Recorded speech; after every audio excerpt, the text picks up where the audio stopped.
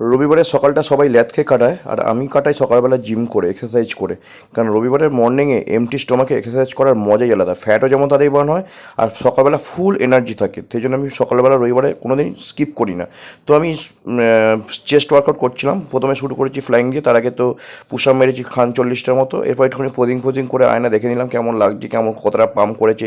আমার একটুখানি পোজিং সেরকম পারি না, বাট আয়না দেখতে নিজে খুব ভালো লাগে, সেরা লাগে। তো পোজিং করার পর এরপর চলে গেছি বেঞ্চ প্রেসের সেকশানে।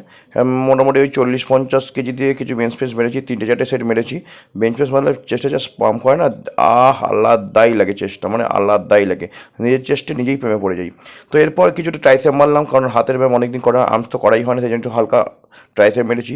এরপর কয়েকটা পার্টনার আমার এসে গেছিলো, তো আমি তখন একাই ব্যায়াম করছিলাম। তারপরে নিজের ক্ষেত্রে একটু আয়না দেখলাম কেমন লাগছে না লাগছে। আর জিমটাকেও দেখি, বেশ ভালো লাগে জিম দেখতে। তো আর সেদিনকে আমার একটা বন্ধুর ছেলে অন্নপ্রাশন ছিল, তো আমি চলে গেছি সেজে গুজে সেই অন্নপ্রাশন বাড়িতে। দেখো সবাইকে দেখতে পাচ্ছ, সবাই ব্যস্ত যে যার গল্প করতে। আমি তখন ফোন নিয়ে ভিডিও করছিলাম।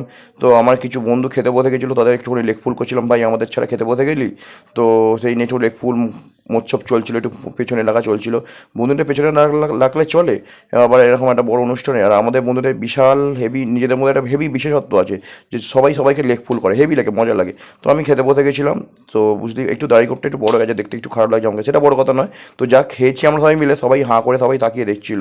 মানে 12-14টা ফিশ ফ্রাই, প্লাস 15-20টা রসগোল্লা, সন্দেশ, মটনে নিয়েছি প্রায় 400-500-র মতো, প্রচুর ফ্রাই নিয়েছি। তবে দেখতেই পাচ্ছ খাবার রকম চকম দেখলে তোমরা বুঝেই যাবো আমরা কত খেয়েছি। সবাই হাঁ করে দাঁড়িয়ে দেখছে।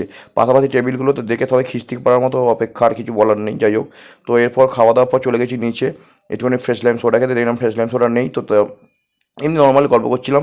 যারা অন্নপ্রাশন তাদেরকে তোমরা দেখতেই পাচ্ছ, এটা আর একটা বন্ধুর ছেলে, এরও একটা অন্নপ্রাশন আছে পরের সপ্তাহতেই।